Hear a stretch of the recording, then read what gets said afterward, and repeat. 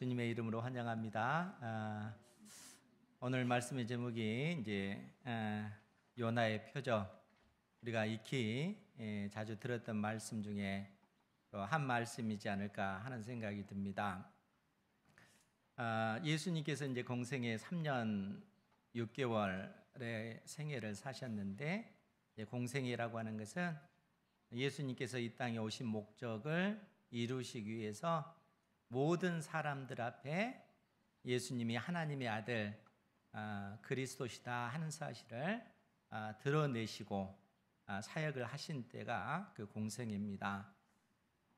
그래서 예수님께서 공생애 1년은 남쪽 유대 지역에서 천국 복음을 증거하셨고, 공생애 2년부터는 이스라엘 북쪽에 있는 이 갈릴리 바다, 특히 가버나움을 중심으로 해서 갈릴리 주변의 수많은 그 마을들을 돌아다니시면서 천국 복음을 증거하셨습니다. 그러다 보니까 이제 특히 이스라엘의 지도자들, 하나님의 말씀을 자기들이 맡았고, 또 하나님의 말씀에 대한 스스로 전문가라 일컫는 이 바리새파 사람들과 또 율법 선생인 서기관들이 예수님에 대해서 평가를 합니다. 그러니까 이 바리새인들은 어찌됐든 그때 당시 이스라엘의 그 지도층에 있는 사람들이고, 나름대로 백성들의 그 존경을 받고 또 그들이 누리는 그 권력이라고 하는 것이 있습니다. 그렇기 때문에 수많은 백성들이 예수님을 따르는 이러한 현상들을 보면서 과연 예수님이 우리와 함께 할 수 있는 사람인가 라고 자세히 살폈을 때 그들이 내린 평가는 예수님은 우리와 함께 할 수 없는 그런 부류의 사람이다, 이렇게 평가를 하는 거예요. 왜 그런가 하면은 그들은 스스로 하나님의 말씀을 맡은 전문가다 이렇게 생각하고 있고, 그들 스스로 우리는 구별되었다, 이 세상으로부터 구별되었다 이렇게 생각하고 있고, 무엇보다도 부정한 자들과 이 바리새파 사람들은 교류하지 않습니다. 그런데 예수님께서는 이 땅에 오셔서 소위 부정한 자들, 즉 죄인과 세리들과 함께 먹고 마시면서 그들에게 천국 복음을 증거해 주는 이러한 일들을 감당하신다는 거예요. 그래서 이 바리새인들이 예수님을 비방하기를, 예수님은 먹기를 탐하고 또 포도주를 즐기는 사람이요 세리와 죄인의 친구라, 이렇게 예수님을 비방합니다. 세리와 죄인의 친구다라는 얘기는 예수님은 구별된 사람이 아니고 하나님께로부터 온 사람이 아니고 저 사람은 거짓된 사람이다, 이렇게 예수님을 모함하는 것입니다. 그러니까 예수님이 자기들과 함께 할 수 없는 그러한 부류의 사람이다, 이렇게 그들이 판단한 것이죠. 더더구나 예수님께서 안식일날 손이 마른 사람, 그러니까 손이 마비되어서 움직이지 못하는 그 사람을 긍휼히 여기시고 마비된 그 손을 고쳐주셨습니다. 그러니까 이 바리새인들은 또 서기관들은 율법학자잖아요. 그런 예수님을 당장 비방을 하는 겁니다. 안식일날 일을 한다, 이렇게 예수님을 공격하는 거예요. 그래서 예수님께서 뭐라고 말씀하시냐면 안식일이 누구를 위해서 있는가 물으셔요. 여러분 생각해 보세요. 주일이 누구를 위해서 있는 거예요? 하나님을 위해서, 또 우리를 위해서 주일이 있잖아요. 우리가 주일을 위해서 있는 것 아니에요? 그러니까 주일이 우리를 위해서 주일이 존재하는 거예요. 그러니까 안식일 역시 마찬가지라는 거예요. 하나님께서 이스라엘 백성들에게 안식일이라고 하는 그 법을 주시는 것은 이 안식일을 통해서 사람들을 억압하고 통제하라고 주는 것이 아니라, 이 안식일을 주신 목적은 사람을 위해서라는 거예요. 우리를 위해서. 그것이 율법의 그 정신이라 하는 것입니다. 주님께서 이렇게 깨우쳐 주시는 겁니다. 그러하니까 이 바리새인들의 마음속에 분노가 불릴듯 일어나는 거예요. 그러면서 그들이 가진 그 생각이 뭔가 하면은 오늘 마태복음 12장 14절 말씀에 보면 바리새인들의 그 생각이 드러납니다. 마태복음 12장 14절에 보면 바리새인들이 나가서 어떻게 하여 예수를 죽일까 의논하거늘. 그러니까 단순히 예수님을 미워하는 그런 정도가 아니라 어떻게 하면 우리가 예수를 죽일까, 이런 생각까지 이 바리새인들, 또 율법 선생이라 일컬어진 서기관들이 이런 생각을 하고 있다는 거예요. 더더구나 예수님께서 이 귀신이 들려가지고, 귀신이 들린 상태에서 이 귀신 때문에 말도 못하고 또 보지도 못하는 그러한 사람을 불쌍히 여기셔요. 그래서 예수님께서 그 귀신을 쫓아내 주시고, 그 귀신이 쫓겨나간 것 때문에 이 사람이 고침을 받아서 말을 하고, 또 볼 수 없던 소경이었던 그 눈이 떠서 세상을 볼 수 있는 이런 은혜를 입게 되었다는 거예요. 그 광경을 수많은 무리들이 보면서 도대체 예수님이 누굴까? 예수님이 성경에 약속한 다윗의 후손 메시아가 아닐까? 성경에서 약속한 그리스도가 아닐까? 사람들이 감격해하면서 예수님을 바라볼 때 이 바리새파 사람들은 뭐라고 얘기를 하냐면은 예수님을 모함하면서 귀신의 왕 바알세불을 힘입지 않고서는 어떻게 저 귀신을 쫓아낼 수 있겠는가? 오히려 이렇게 예수님을 모함하고 공격하는 그러한 모습이라는 거예요. 그러니까 실제적으로 이 바리새파 사람들, 또 자칭 율법의 선생이라 일컫는 그 서기관들, 이 사람들이 정말 하나님 앞에 구별된 사람인가, 하나님의 백성인가 라고 했을 때 오히려 그들은 하나님 앞에 부르심을 받은 백성이 아니라는 거예요. 왜냐하면 예수님께서 그러한 바리새인과 서기관들을 향하여 뭐라고 말씀하셨냐면은 마태복음 12장 34절에서 독사의 자식들아, 너희는 악하니 어떻게 선한 말을 할 수 있느냐? 이는 마음에 가득한 것을 입으로 말함이라. 이렇게 예수님께서 말씀해 주고 계셔요. 그러니까 바리새인들, 율법 선생이라 일컬어진 이 서기관들이 실상 하나님의 그 자녀가 아니라 독사의 자식들, 그냥 독사의 자식, 그냥 욕이다 이게 아니고, 이 독사라고 하는 것이 뱀의 자식이라는 얘기예요. 즉 뱀으로 상징되어지는 마귀에게 속한 자들이다. 너희들은 하나님의 백성이 아니라 마귀에 속한 자들이라. 예수님께서 이 바리새인과 서기관들을 이처럼 책망하시는 거예요. 그런 가운데 오늘 38절 말씀에 보면 그때 서기관과 바리새인 중 몇 사람이 말하되 선생님이여 우리에게 표적 보여주시기를 원하나이다. 그런 와중에 이 바리새인과 서기관들이 예수님에게 와서 하는 말이 뭡니까?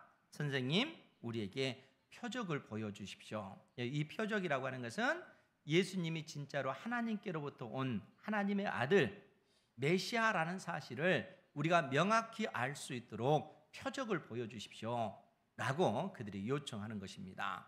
그럼 여러분 생각해 보세요.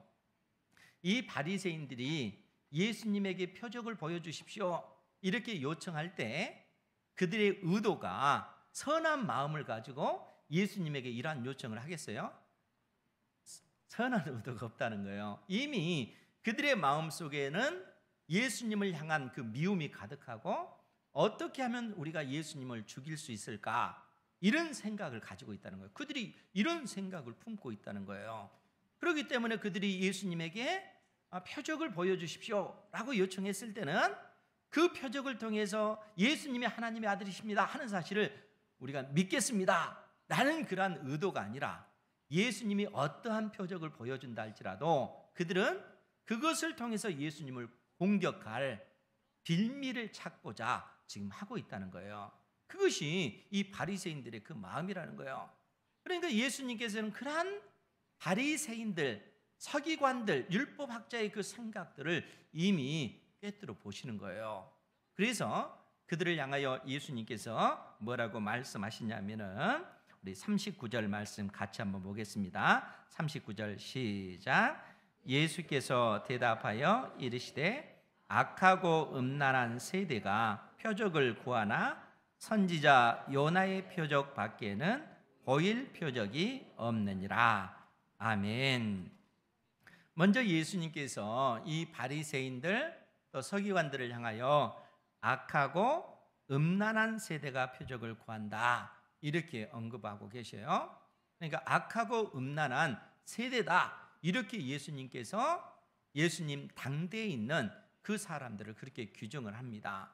그러니까 악하고 음란한 세대라고 하는 이 세대가 예수님 당대에 그 예수님을 공격하는 바리새인들, 서기관들, 이런 부류의 사람들이라는 거예요.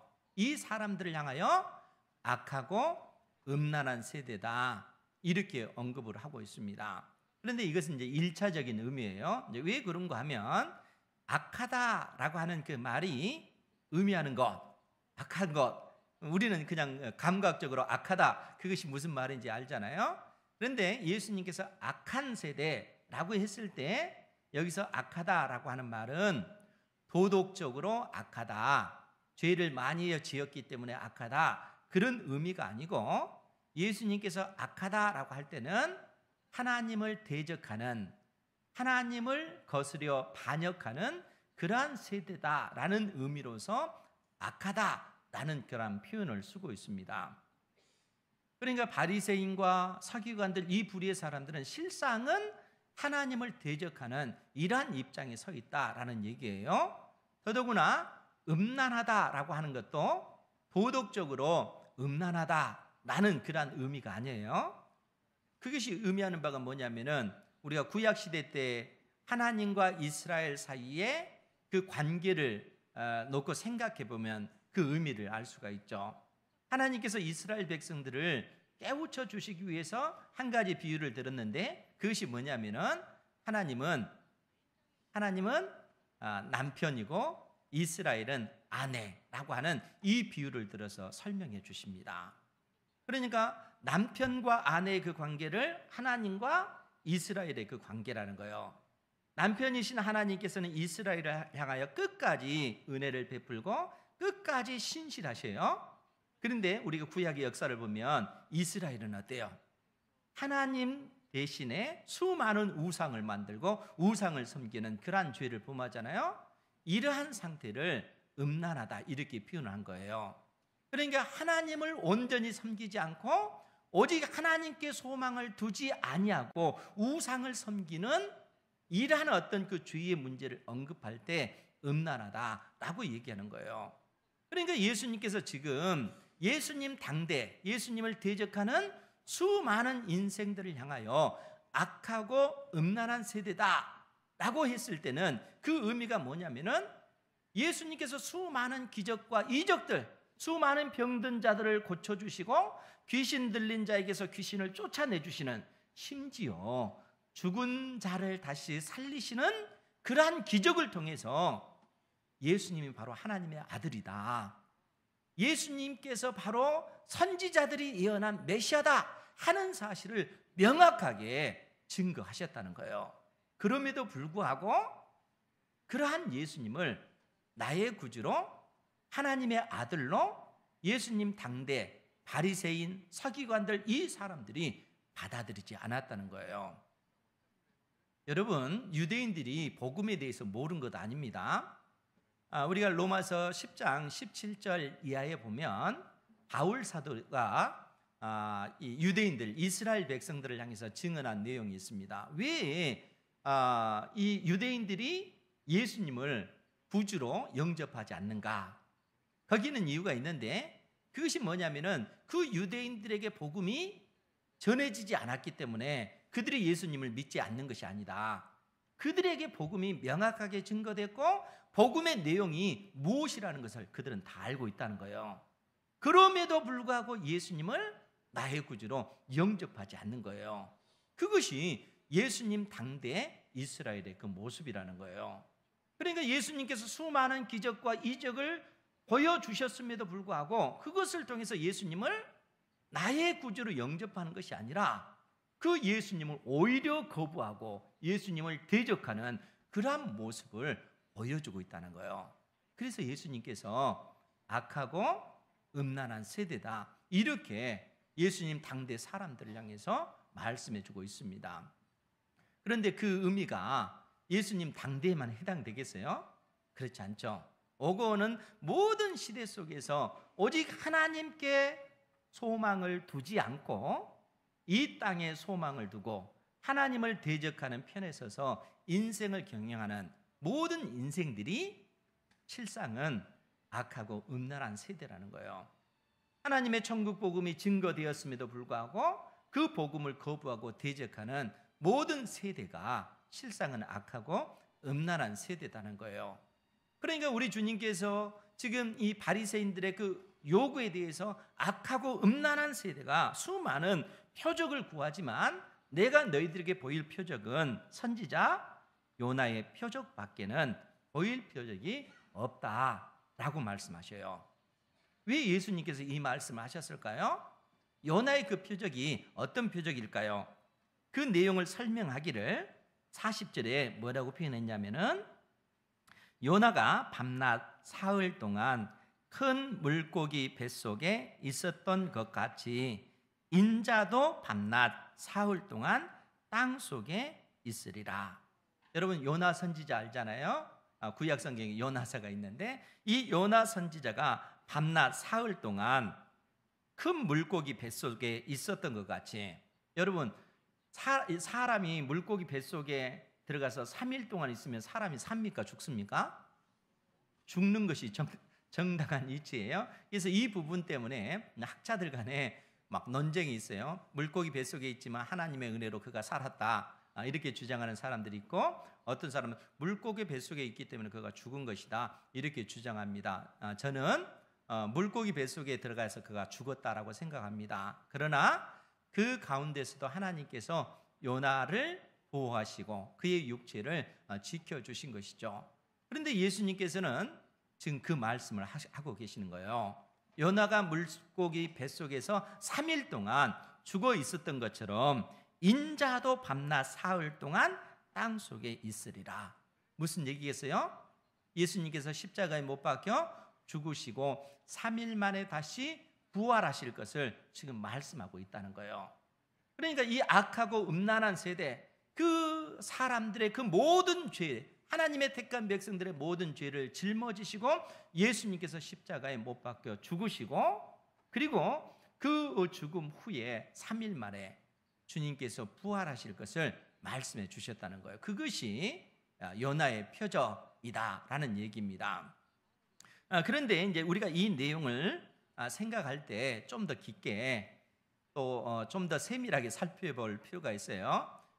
이 요나 선지자가 도대체 어떤 사람인가 하는 것을 우리가 좀 생각해 봐야 되는데, 요나 선지자에 관해서 열왕기하 14장 25절 이하에 기록된 말씀이 있습니다. 그 부분을 제가 봉독해 드릴게요. 열왕기하 14장 25절 이하에 보면 이스라엘의 하나님 여호와께서 그의 종 가드 헤벨 아미떼의 아들 선지자 요나를 통하여 하신 말씀과 같이, 이제 가드 헤벨은 지역 이름이에요. 그러니까 이 성경에 나오는 나사렛, 예수님께서 자라나신 그 나사렛과 가까운 그러한 곳 위치한 동네가 가드 헤벨입니다. 이 가드 헤벨 아미떼의 아들 선지자 요나를 통하여 하신 말씀과 같이 여로보암이 이스라엘 영토를 회복하되 하맛 어귀에서부터 아라바 바다까지 하였으니, 즉 요나 선지자가 대략 활동할 때 그 시기가 이제 북이스라엘 여로보암 2세 때라는 거예요. 그런데 여로보암 2세 때는 북이스라엘 역사상 가장 번성할 때, 물질적으로도 이 풍요로울 때가 여로보암 2세 때입니다. 그런데 여러분 놀랍게도 여로보암 2세 전에는 이스라엘이 엄청난 고통을 당했어요. 특히 북이스라엘 북쪽에 있는 아람이라고 하는 나라에 의해서 그야말로 4대 동안 엄청난 고통을 당했어요. 4대라고 하는 것은 그의 증조 할아버지인 예후부터 예후의 아들이었던 여호아하스, 또 그의 아들인 요아스, 그리고 여로보암 2세 때까지 북이스라엘은 엄청난 고통을 당한 겁니다. 그러니까 성경에 뭐라고 표현되냐면은 26절에 보면은 이는 여호와께서 이스라엘의 고난이 심하여 매인자도 없고, 즉 종들도 없고, 노인자 자유자도 없고, 이스라엘을 도울 자도 없음을 보셨고, 여호와께서 또 이스라엘의 이름을 천하에서 없이 하겠다고도 아니하셨으므로 요아스의 아들 여로보암 2세의 손으로 구원하심이었더라. 이렇게 언급하고 있다는 거예요. 그러니까 여로보암 2세 이전에 이스라엘이 얼마나 고통을 당했냐면은 그 사람의 신분이 종이 되었던, 그 사람의 신분이 자유한 자가 됐던, 또 이 높은 위치에 있던, 그것과 상관없이 모든 이스라엘 백성들이 다 고통당할 수밖에 없는 그런 시기라는 거예요. 그만큼 북쪽의 아람이라고 한 나라에 의해서 고통을 받았다는 겁니다. 그러니까 하나님께서 그러한 이스라엘이 너무나 가련하고 너무나 불쌍한 거예요. 그래서 그들의 어떤 조건과 상관없이 그들이 우상 숭배를 하고 있는 그러한 상황임에도 불구하고 하나님께서 그들을 구원해 주시는 거예요. 엄청난 은혜를 주신 것입니다. 그러니까 이러한 어떤 선포를 누가 했냐면은 요나 선지자가 외친 거예요. 그 외침 그대로 하나님께서 북이스라엘을 이처럼 부강하게 만들어 주신 것입니다. 그러니까 이러한 사실을 통해서 요나 선지자가 깨닫는 것이 뭐냐면은 우리 하나님은 정말 긍휼이 많으신 하나님, 악한 자라 할지라도 그가 회개하면, 언제든지 회개하면 그를 구원하시는 하나님이신 것을 너무너무 잘 아는 거예요.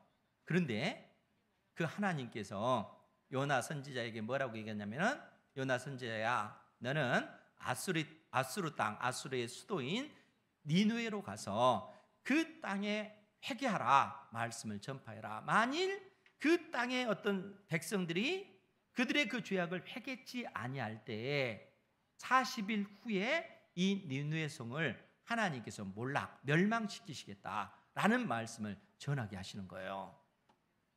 그 말씀을 받은 요나 선지자가 니느웨로 가는 것을 거부하는 거예요.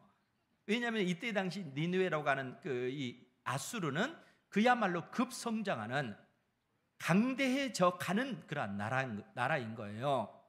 그런데 왜 요나 선지자가 니느웨에 가서 그 회개의 말씀을 전하기를 싫어하냐면은 하나님이 어떤 분이라는 걸 알기 때문에, 그들에게 회개의 말씀을 전했을 때, 그들이 회개했을 때 하나님께서는 그들을 용서하시고 그 아수르를 멸망시키지 않으실 거라는 것을 알기 때문이라는 거예요.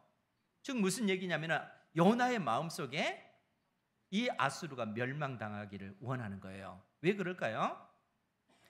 자기 민족 이스라엘을 요나는 사랑하기 때문에 그렇습니다. 왜 그런가 하면은 동시대 선지자인 아모스도 그렇고요.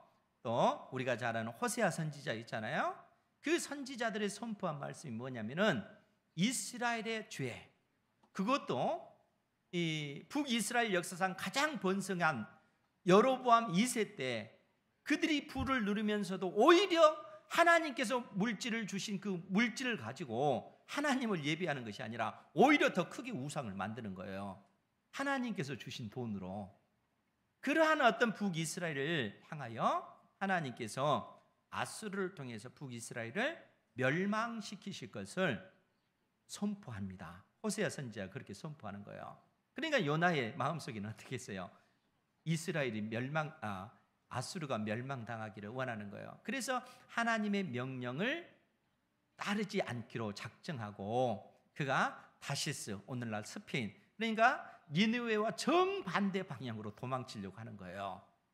그러자 하나님께서 어떻게 하세요? 우리가 잘 알다시피 큰 풍랑이 일게 하시고 배 밑바닥에서 쿨쿨 자고 있는 그 요나를 깨우셔서 결국 그 요나가 스스로 나를 바다에 던지라, 그 배 사공들에게. 그러면 바다가 잔잔해질 것이다, 그렇게 얘기하잖아요. 요나는 죽기를 원한 겁니다.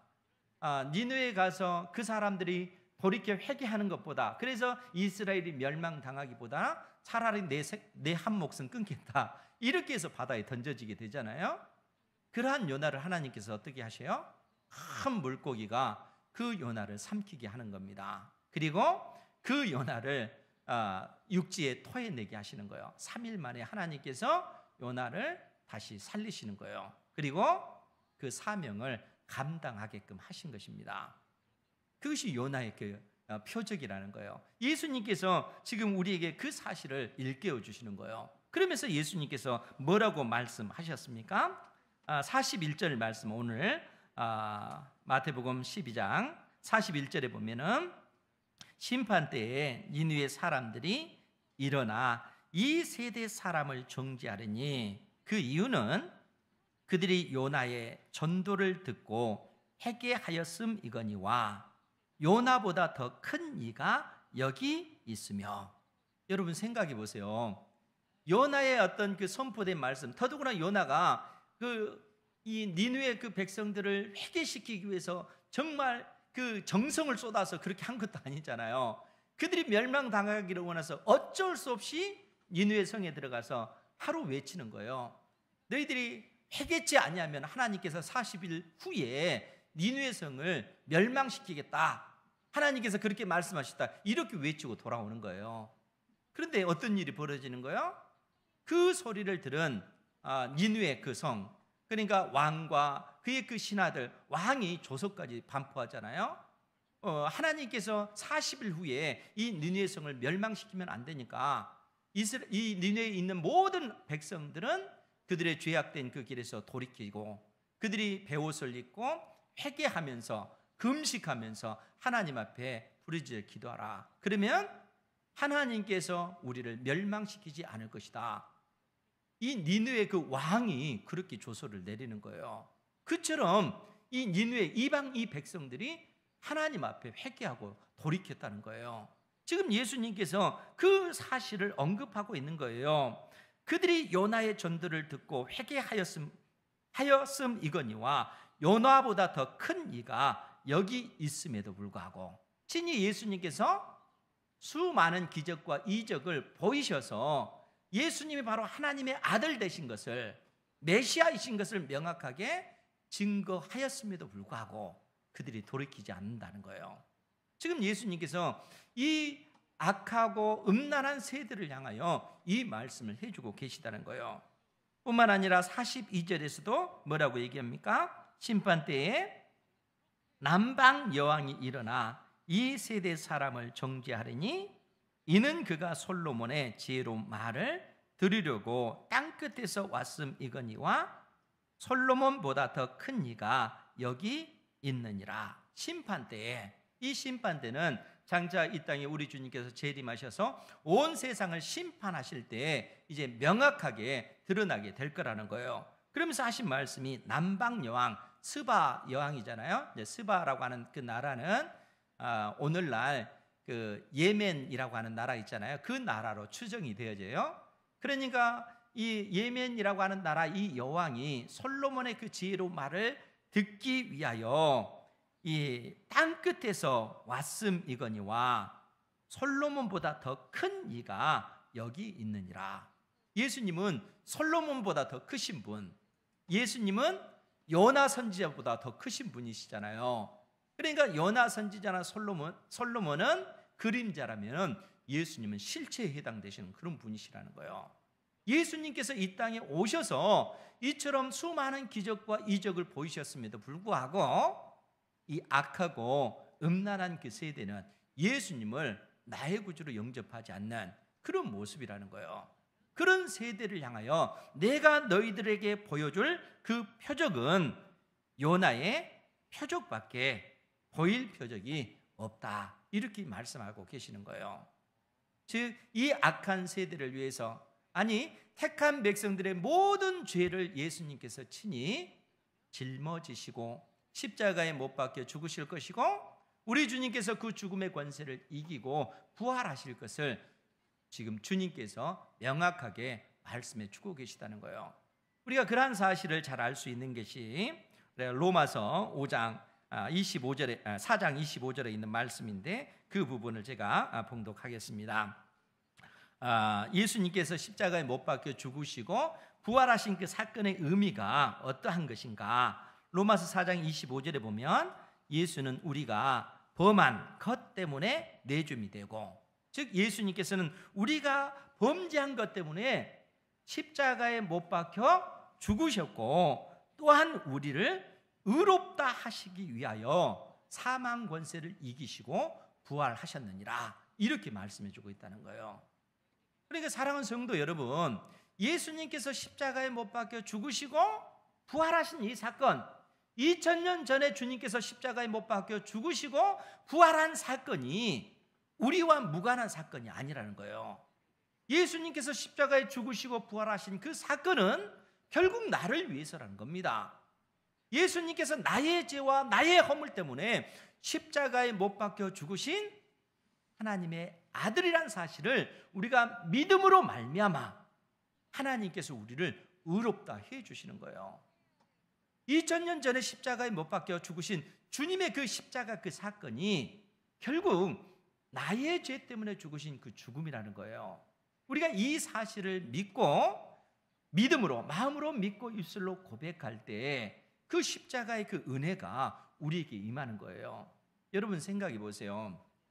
제가 자주 말씀을 드리지만 사람이 왜 죽습니까? 사람이 왜 죽을까? 이 세상 사람들은 그 자연의 이치지 이렇게 얘기하잖아요. 근데 성경은 그렇게 말하지 않잖아요. 사람이 죽는 그 이유는 죄 때문에 그렇다는 거예요. 죄가 받을 삭시 사망, 죽음이라는 거예요. 사람이 죽는다는 것은 곧 모든 사람이 죄인이다 하는 사실을 증명하고 있는 거라는 거예요. 그런데 여러분, 우리가 이 땅에서도 죄를 지면 감옥에 가잖아요. 사람이 죽음으로써 끝나는 것이 아니라 죽음 이후에 영원한 지옥의 심판이 있음을 성경이 우리에게 가르쳐 주고 있다는 거예요. 그러니까 예수님께서 그 모든 형벌을, 내가 받아야 될 그 지옥의 그 심판을 예수님께서 십자가에서 다 받으신 것입니다. 그래서 누구든지 그 예수님이 나의 죄 때문에 십자가에 못 박혀 죽으신 하나님의 아들입니다라는 사실을 믿는 자를 하나님께서는 의롭다 하시고, 더 이상 우리가 그러한 어떤 형벌을 받지 아니하고 영원한 하나님의 나라 천국을 상속받는 이런 은혜를 입게 해주신다는 거예요. 예수님이 나의 죄 때문에 십자가에 못 박혀 죽으신 하나님의 아들이다 하는 사실을 믿는 자에게 부활 생명이 주어진 것입니다. 우리의 영혼이 구원을 받았고, 이제 때가 되면 우리의 이 썩을 몸이 다시 부활의 몸을 입게 되어지는 그러한 날이 있을 거라는 것을 주님께서 가르쳐 주시는 거예요. 심판때에 그러한 일들이 일어날 것을 말씀해 주고 있는 것입니다. 주님께서 이 진리를 이 악하고 음란한 세대에게 가르쳐 주고 계시는 거예요. 사랑하는 성도 여러분, 이 진리를 온전히 마음속에 새기시기 바랍니다. 예수님께서 다른 사람을 위한 것이 아니라 나를 위해서 십자가에 못 박혀 죽으셨고, 나를 살리시기 위하여 죽음의 권세를 깨뜨리시고 부활하신 하나님의 아들 되십니다. 이 믿음 가운데 우리의 인생을 경영하시고, 또 한 주간 하나님께서 우리에게 허락하신 인생의 날들을 우리 주님과 동행하며 살아가는 은혜가 있기를 주님의 이름으로 축원드립니다. 기도하겠습니다. 거룩하신 아버지 하나님, 진리의 성령께서 친히 이 시간도 우리 가운데 임재하셔서 우리의 마음을 어루만져 주시고, 또 상심한 영혼을 또 위로하시고 또 치료하시고 회복케 하시는 하나님의 놀라운 사랑을 입게 하여 주옵소서. 우리가 이 땅에 사는 날 동안 오직 하나님께 소망을 두고 믿음의 그 길을 걸어갈 수 있도록 복을 내려 주옵소서. 우리 주님께서 악하고 음란한 세대라 이 세상을 향하여 책망하셨는데, 이 책망의 그 의미를 깨닫고 오직 하나님께 소망을 두고 살아